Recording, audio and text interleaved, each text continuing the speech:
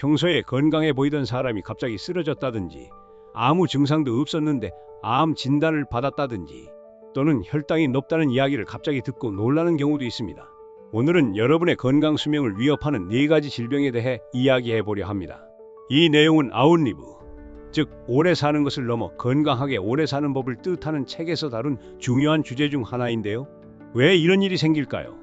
그 이유는 우리 몸 안에서 조용히 그리고 서서히 진행되는 질병들이 있기 때문입니다. 겉으로는 아무렇지 않아 보이지만 속에서는 우리 건강을 조금씩 무너뜨리고 있는 것이죠. 피터 아티아 박사는 이렇게 말합니다. 건강은 단순히 오래 사는 문제가 아니라 아프지 않고 잘 사는 시간, 즉 건강 수명이 중요하다. 여기서 말하는 건강 수명이란 단순히 오래 사는 것이 아니라 병 없이 활기차게 살 수 있는 시간, 즉 삶의 질이 유지되는 기간을 뜻합니다. 그래서 오늘은 우리가 반드시 알아야 할 4가지 건강의 적을 소개해드리겠습니다. 첫째는 심장병입니다. 갑자기 쓰러졌다는 사람들의 대부분이 알고 보면 심혈관 문제를 겪고 있었다고 해요. 그런데 무서운 건 이 병은 증상이 거의 없다는 점입니다. 그냥 피곤한 줄 알았는데 알고 보니 심장이 위험했던 거죠. 둘째는 암입니다. 암은 늦게 발견하면 생명을 위협하는 병입니다. 하지만 다행히도 요즘은 조기에 발견하면 치료가 가능하죠. 중요한 건 정기적으로 검진을 받고 우리 몸의 신호를 무시하지 않는 겁니다. 셋째는 당뇨입니다. 혈당이 조금 높아지는 정도는 별일 아니라고 생각하기 쉬운데요. 당뇨는 우리 몸의 혈관, 눈, 신경, 심지어 뇌까지 영향을 미칩니다. 조용히 우리 몸을 망가뜨리는 대표적인 질병이에요. 마지막은 치매입니다. 나이가 들수록 누구나 걱정하게 되는 병이죠. 기억이 점점 흐릿해지고 내가 누구인지조차 잊어버리는 상태. 하지만 이 병도 미리 관리하면 늦출 수 있습니다. 운동, 수면, 식습관 이런 것들이 다 예방에 도움이 됩니다. 이 4가지 질병은 서로 연관되어 있고 한 가지를 관리하면 다른 것도 함께 예방되는 경우가 많습니다. 오늘은 이 4가지 질병이 우리 몸에 어떤 영향을 주는지, 어떻게 미리 막을 수 있는지를 차근차근 이야기해 보겠습니다. 준비되셨나요? 그럼 이제 본격적으로 시작해 보겠습니다. 여러분, 이런 이야기 한 번쯤 들어보셨을 겁니다. 그날도 별다른 증상은 없었어요. 그냥 조금 피곤하다고만 했죠. 그런데 아침에 일어나 보니 숨을 쉬지 않고 있더라고요. 심장병은 이런 식으로 다가옵니다. 아무 증상도 없이 조용히, 그리고 갑자기. 심장병은 한국인의 주요 사망 원인 중 하나입니다. 그런데 많은 분들이 이 병을 가볍게 생각하시죠. 이유는 단순합니다. 겉으로 드러나는 증상이 거의 없기 때문입니다. 건강검진 결과가 정상이면 안심하게 되지만 사실은 몸 안에서 이미 심장이 위험 신호를 보내고 있을 수 있습니다. 한 60대 남성 이야기를 예로 들어볼게요. 이분은 매년 정기적으로 건강검진을 받고 있었고 혈압이나 혈당도 모두 정상이었습니다. 그런데 어느 날 계단을 오르던 중 갑자기 가슴을 부여잡고 쓰러졌어요. 병원에 실려갔고 심근경색 진단을 받았습니다. 바로 응급수술에 들어가야 했죠. 이분이 몰랐던 건 심장 혈관 안쪽에서는 이미 염증과 손상이 조용히 진행되고 있었다는 점입니다. 비슷한 사례로 50대 중반의 한 남성은 평소 달리기를 즐기던 사람이었습니다. 운동도 꾸준히 하고 마른 체형이었기에 누구도 그가 병원에 실려갈 거라고 생각하지 않았죠. 그런데 어느 날 평소처럼 조깅을 하던 중 갑자기 의식을 잃고 쓰러졌고 급성 심장마비로 응급실에 옮겨졌습니다. 다행히 주변에 있던 사람들이 빠르게 심폐소생술을 해준 덕에 살아났지만 검사 결과 그는 평소 콜레스테롤 수치가 높았고 관상동맥이 막히고 있던 상태였다는 걸 뒤늦게 알게 되었습니다. 그래서 심장은 더 조심해야 합니다. 단순한 건강검진 수치만 보고 안심하면 안 됩니다. 우리에게는 조금 더 깊이 있는 검사가 필요합니다. 예를 들어 LDL 콜레스테롤이라는 말 많이 들어보셨죠? 흔히 나쁜 콜레스테롤이라고 알려져 있는데 그 수치보다 더 중요한 게 있습니다. 바로 아포비 검사입니다. 아포지단 100B라고도 불리며 콜레스테롤 입자의 수를 보는 검사로 훨씬 정확하게 위험도를 알 수 있어요. 또 하나는 CAC 스캔이라는 검사입니다. 심장의 관상동맥의 석회화가 얼마나 진행됐는지를 보는 CT 검사인데요.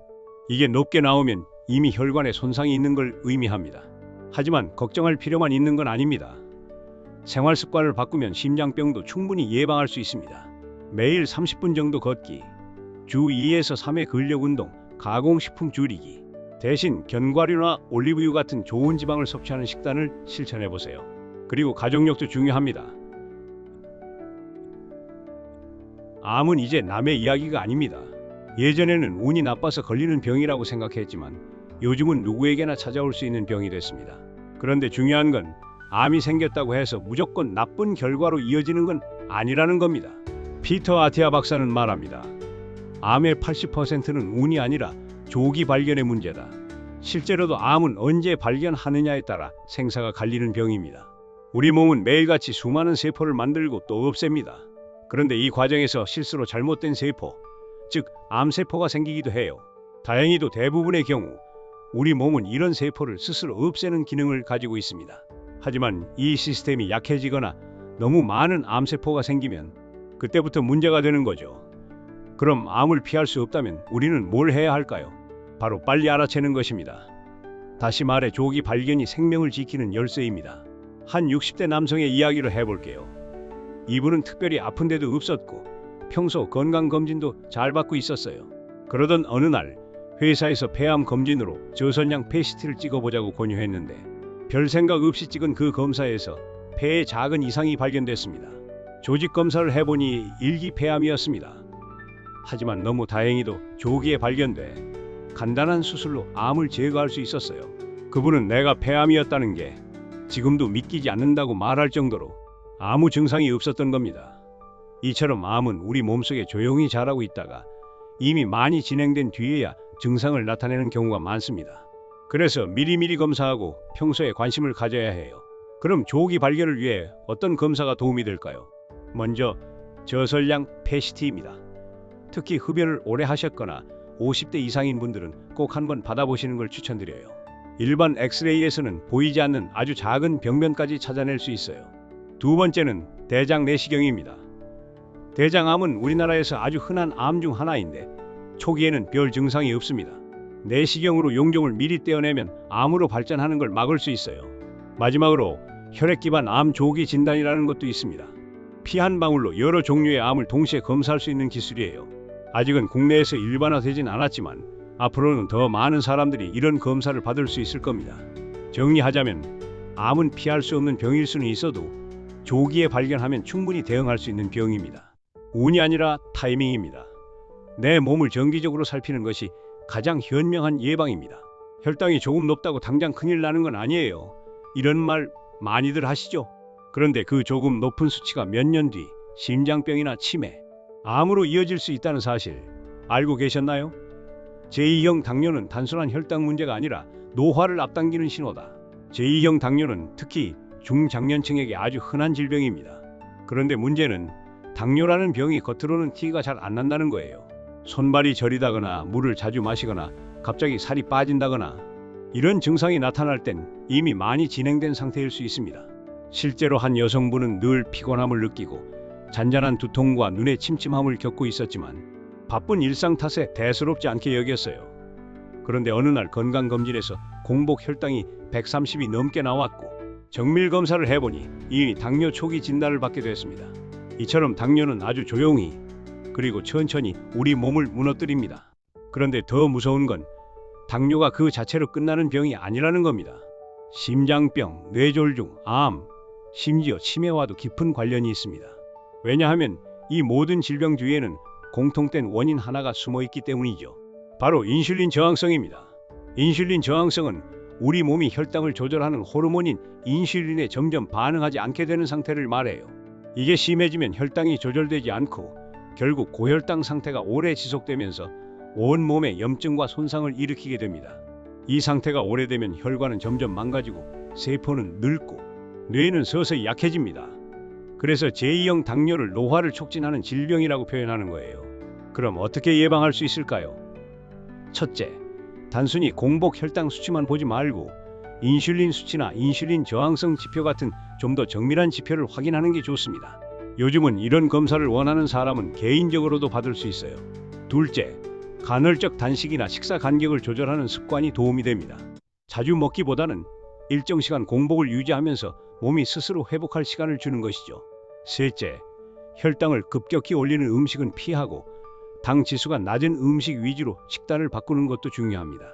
흰빵, 설탕, 가공식품은 줄이고 채소, 통곡물, 단백질을 늘리는 거예요. 마지막으로 근육을 늘리는 운동입니다. 근육은 혈당을 흡수하고 소모하는 데 큰 역할을 합니다. 꾸준한 근력 운동은 당뇨 예방의 핵심입니다.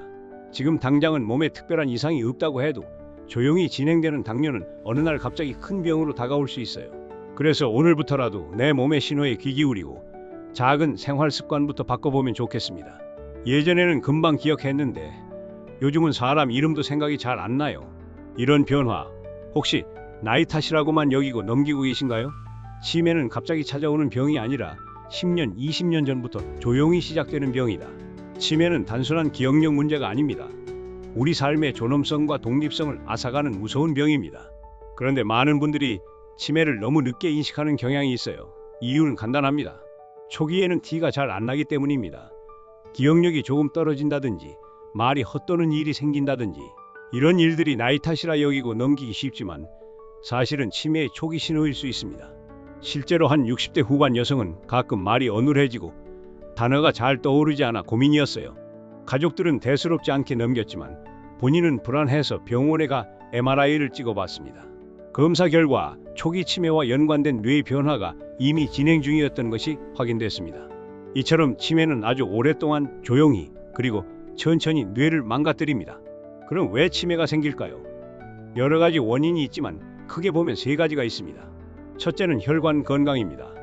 뇌는 혈액을 통해 산소와 영양분을 공급받는데 이 혈관이 망가지면 뇌도 금방 약해집니다. 둘째는 인슐린 저항성입니다.